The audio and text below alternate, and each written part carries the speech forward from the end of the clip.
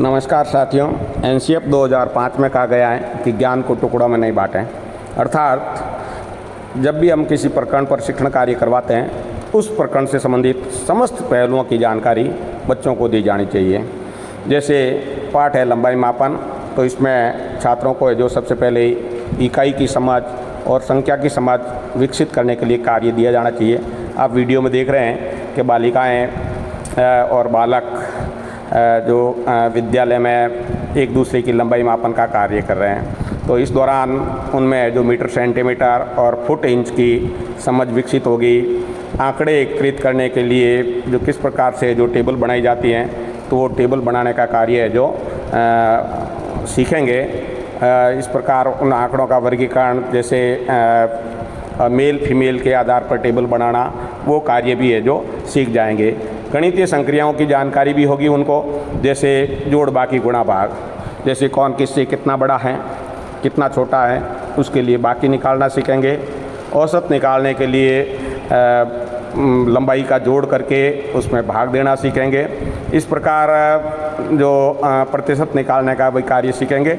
तो ये सारा कार्य है जो गणितीय संक्रियाओं का अभ्यास कार्य किया जाएगा।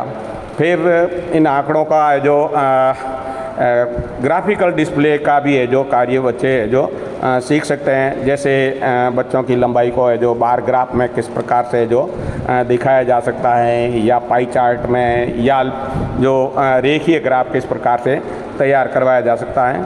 तो इस सारा कार्य भी बच्चों से अभ्यास कार्य करवाया जा सकता है।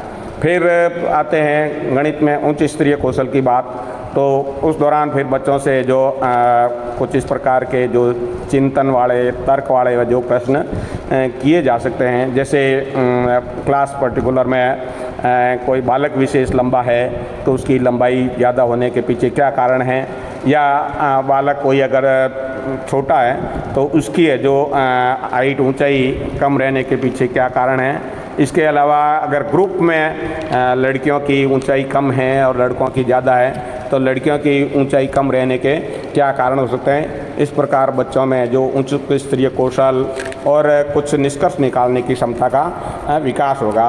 तो इस प्रकार जो एक शिक्षक जब पाठ पढ़ाते हैं तो या कोई भी प्रकरण पर शिक्षण कार्य करवाते हैं तो उस दौरान शिक्षण से संबंधित समस्त पहलुओं की जानकारी अध्यापक जी द्वारा शेयर करवाई जानी चाहिए, और बच्चों को भी इस प्रकार के जो प्रैक्टिकल कार्य करवाए जाएं तो मेरे ख्याल से जो एक शिक्षण का कार्य सार्थक होगा और बच्चे ज़्यादा से ज़्यादा सीखेंगे और बोझ महसूस नहीं करेंगे। धन्यवाद।